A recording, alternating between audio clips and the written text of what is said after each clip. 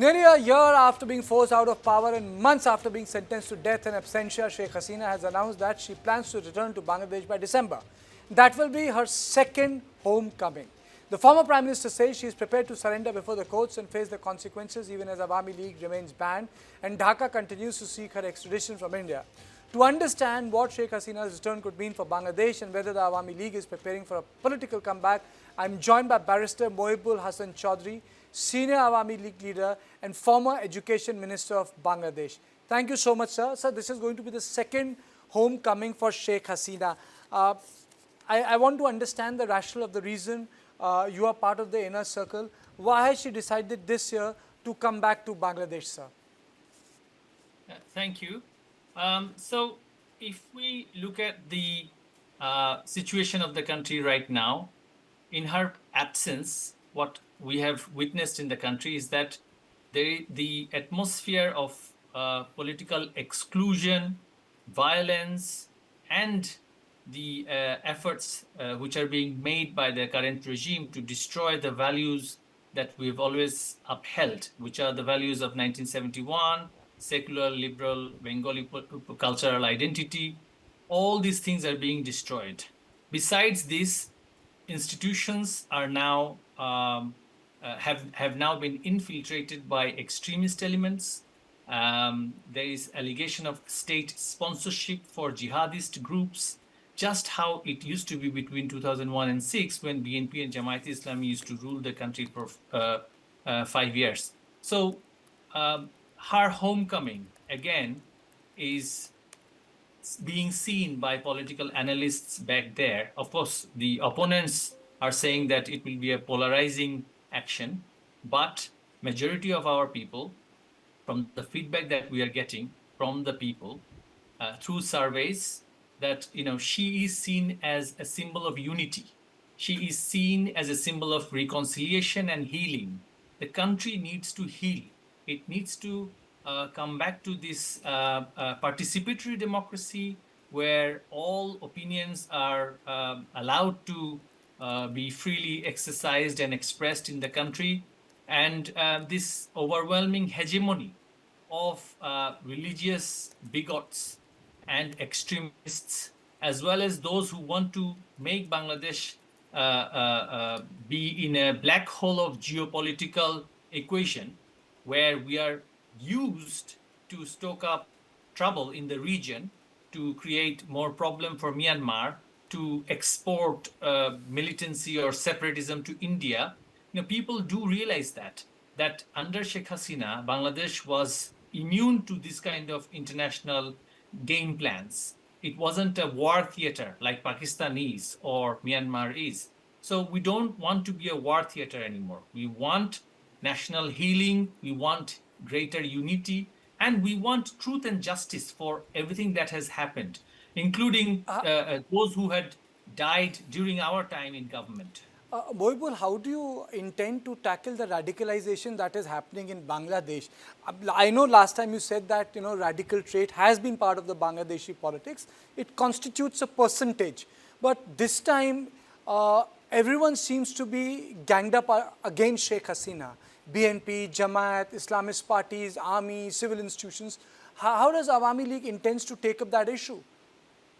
The Awami League had always based its strength on people's support. We are so confident of the people's support that irrespective of which stakeholder thinks about us, we have to go there, we have to reactivate ourselves. We are all there. If only a handful of our leaders could escape. Majority of us are in jail and in hiding inside the country. If only a handful could escape the post 5th of August incidents, the situation. So we have always assisted, patronized secular, liberal, cultural movements. We have always sided ourselves with liberal Islamist groups, Sufi groups who counter this Wahhabi Salafist extremist narrative of Islam. We have always had good relationship with all the neighboring countries. you'd see that, during the time of Sri Lankan financial crisis, Bangladesh had lent Sri Lanka 100 million US dollar to manage their foreign currency reserve. So, and we've had excellent relationship with Nepal, excellent relationship even with Myanmar, despite the Rohingya crisis. So Bangladesh was an example of good neighborly state. So we are going to focus on these homegrown elements. And right now, they are being isolated. Although we are the majority, but we are being excluded from state institutions, from state level policy making, because those who are in charge right now are continuing the legacy of Yunus government, which wanted to reset Bangladesh back into pre-71 Bangladesh. Mohibul, what happened in retrospect? A lot of people, like for example, Ambassador Sikri says that it was a coup. Did you guys see it coming? A lot of the international press framed it in the context of an uprising, sort of a popular uprising against a despot. So many years have passed by. How do you see it now in retrospect? What happened those 2-3 months? You see, I was within the inner circle of the government. The manner in which the state institutions had fed the then Prime Minister, I was witness to it. And I have to agree with Ms. Sikri that it was a coup. It was a coup where state organizations did take place. You see, certain superpowers have certain leverages inside Bangladesh. We've seen it in Pakistan, how things are done for regime change. We've seen it in other countries. And it was a regime change operation. I mean, otherwise, state intelligence organizations wouldn't have been feeding misinformation to the head of state at the time. If it wasn't a foreign intervened state regime change operation, the disciplined forces of the country, even after our fall, would have taken the right steps to restore law and order. Instead, what had happened was that there was a state patronized pogrom against not just Awami League, but everything that is secular and liberal in the country. But Against Mohibul, the biggest brunt had to be borne by the Hindu population there in Bangladesh because they were considered to be Awami League loyalists. Once Awami League was out of picture, they became the target number one there in Bangladesh. Absolutely, all the minorities within the country became targets, from ethnic minorities in the hills to the religious minorities like Sanatan, Buddhist and Christian community as well, including liberal sects within Islam who don't subscribe to this Gulf imported Wahhabist, Salafist, imperialist, supremacist Islamic practice that these lot were promoting. So everyone who believed in liberalism, who believed in tolerance, were attacked. And our Sanatan community, the Hindu community, because they are the biggest minority, I mean, it is 1.2 crore population. I mean, it is bigger than some European countries' entire population. So, of course, they were one of the biggest victims post 5th of August. The biggest And victims. interestingly, the sad part is that the Western so-called human rights organizations and their governments did not raise much voice against this. And two or three tough questions I have for you. Did you expect Pakistan to make such a headway? Do you think that Pakistan played a role in this coup? I mean, so the rules that were put in by Awami League government in terms of Pakistan and the sort of in terms of connection with defense, intelligence, I think all those rules were set aside under Yunus, and Tariq Rahman seems to have expedited it in a very different way. Do you think that the Pakistan was involved in this entire process? It's not what I think. It's the Pakistanis are in fact expressing it in the global media that they had, in their view, a constructive role in the ouster of Sheikh Hasina government and in the regime change. You have to remember that there is at least 10 to 15% within our political ecosystem who do have this anti-India sentiment. And at times they would align with elements in Pakistan. And specific groups in Pakistan, Lashkar-e-Taiba and Jaish-e-Mohammed, to name just two, had openly said that they sent their shooters, their assailants, their militants to Bangladesh to give Hasina a lesson. This is the word that they have said. They have expressed it in the media. It's not what I think. And thereafter, if you see, the relationship between Bangladesh and Pakistan was not, I mean, it was not hostile, but it was based on pragmatism. We are two countries separated by, thousands of kilometers in between, on two sides of India. In terms of trade, not much was going on. In terms of cultural relationship, Pakistan probably has more closer ties with north of India than Bengali cultural, aspects, right? So we didn't have much going on. But suddenly, out of nowhere, Pakistan has been brought in the scene as some kind of geopolitical reset, and they're now saying that Pakistan should have a defense tie with Bangladesh, and some of the extremists within former generals within the army and outside of the army are now calling for a defense tie with Pakistan, where they should be able to place their nuclear weapons in Bangladesh, which goes alongside with what Pakistani General Asim Munir had been claiming, that they want to open two fronts against India. So they were not just involved; they were one of the agents of this regime change. They were the regimes of the agent change. Will you go back with Sheikh Hasina? Of course. I mean, we have a strategy. How many of us will go? And we also have a strategy to protect some of us in case, we cannot let all our wickets to fall at once, right? So we have some individuals. You are a very brave person. You are smiling when you are saying the wickets to fall at the same time, because, So I mean, in politics, unfortunately, it is unfortunate in all-out game. So unless we go en masse, we won't be able to bring about the change that we want for the people. The people demand. Suppose all of you are jailed. Sheikh Hasina is jailed. Nazar band kar diya jata hai. She is not given justice. And you know what happened with Benazir Bhutto. You know what happened with Aung San Suu Kyi. Yes. So we have our strategies in place. I mean, the timing, of course, it is, it is something that is flexible, and the process in which we want to go there. I mean, it's not just that we want to go and they will just give us passport and we can return. It's a process, but the process has started, and the regime is shaking. You see, the objective is to have a peaceful settlement in the political platform. We don't want more chaos. We don't want more instability.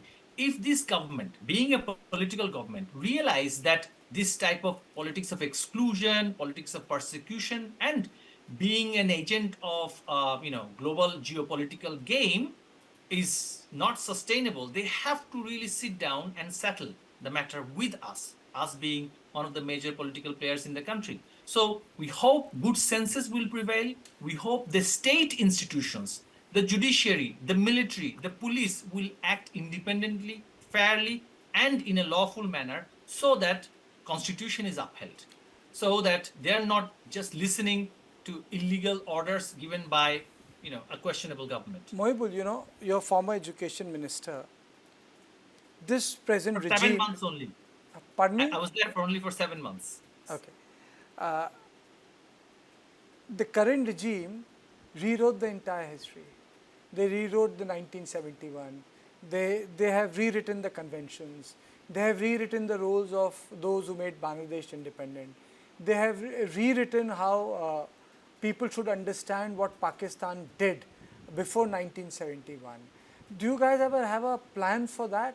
To restore history to its pristine beauty, or restore history to its true value? See, we were out of power in Bangladesh for 21 years, from 1975 to 1996. So it is not new to us that governments had tried that in the past, but eventually failed. They cannot raise people's collective memory. They cannot raise what people had seen, witnessed it in the countries.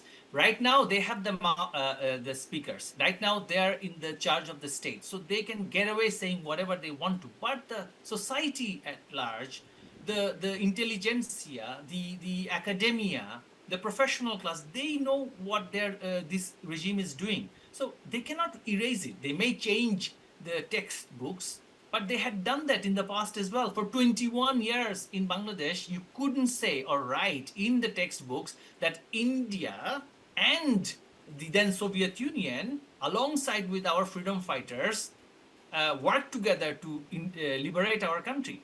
It was full of misinformation. During those times, there was no social media. Now, with the help of social media and also local knowledge, the collective knowledge, these things cannot be erased, which is why people have realized now that this was a game. It was basically a mass, how to say, a conspiracy. And they have themselves said that it was meticulously designed regime change operation.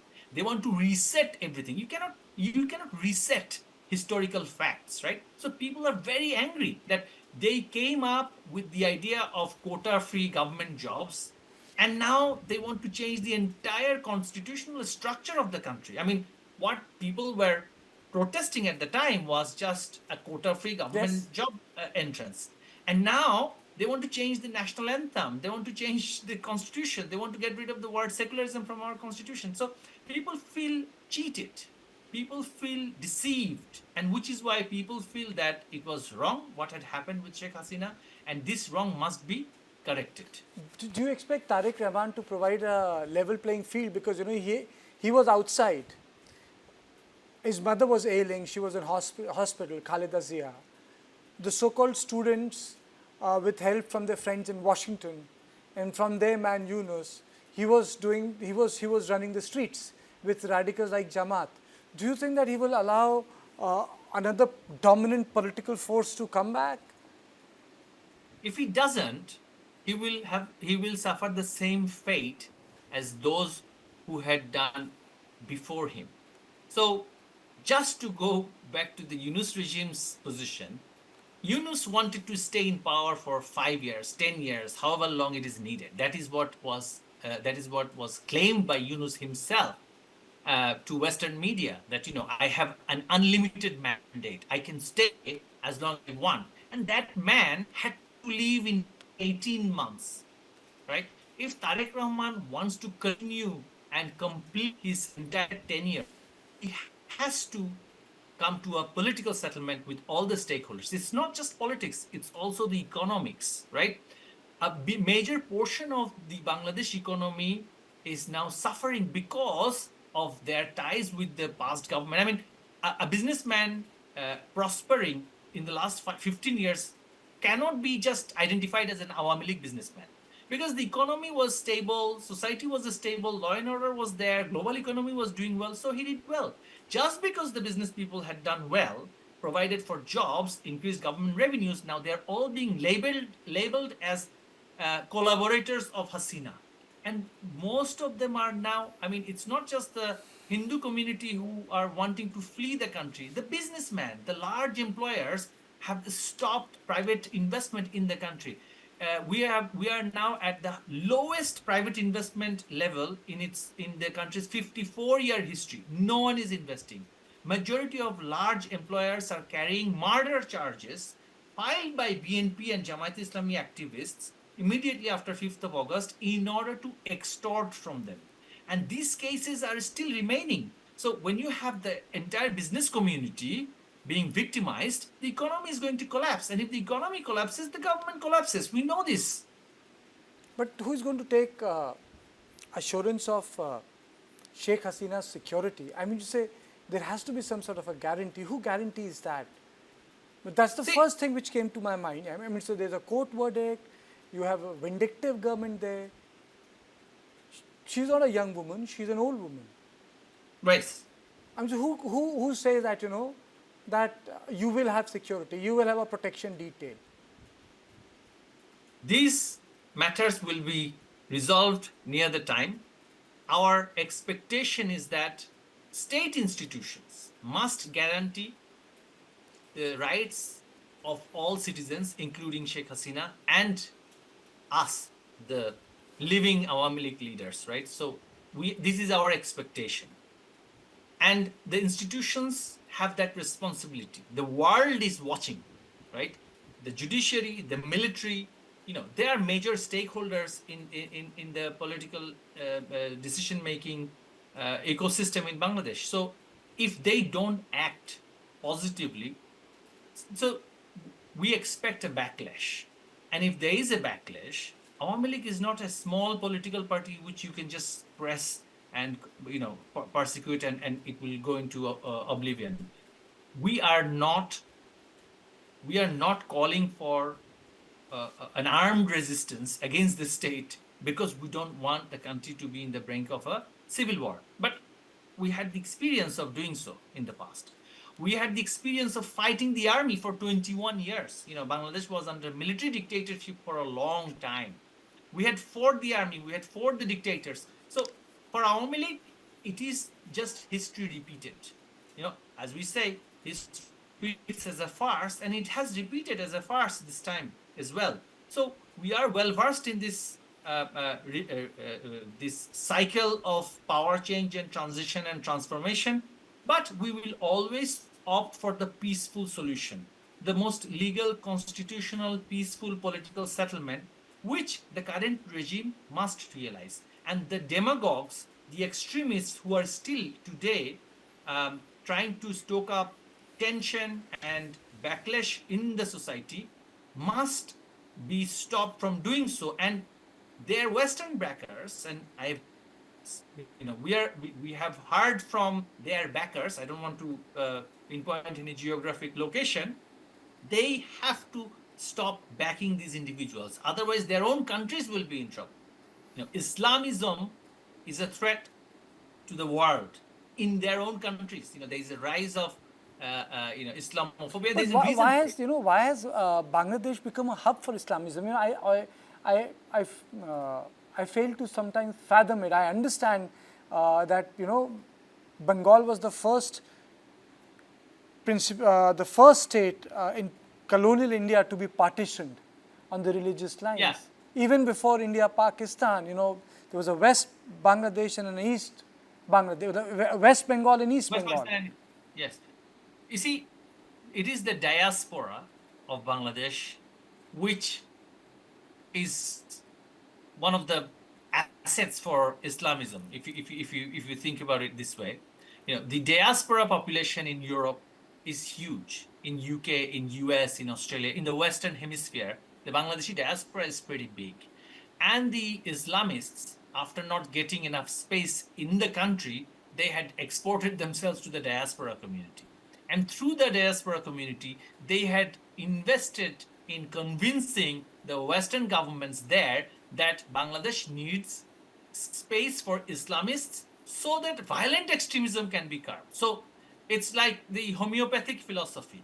You let the mild Islamists be in politics, and the violent, the extreme Islamists will be out of politics. But Jamaat Islami is not a mild Islamic political party. True. They're aligned with Turkish, this Justice Party, the Muslim Brotherhood, the Hamas gang in Israel, and the pan-Islamist, global Islamists who have an imperial vision of Islamic world. I mean, from this concept of Ghazwatul Hind, which they want to implement in India, to the greater ummah that they call for.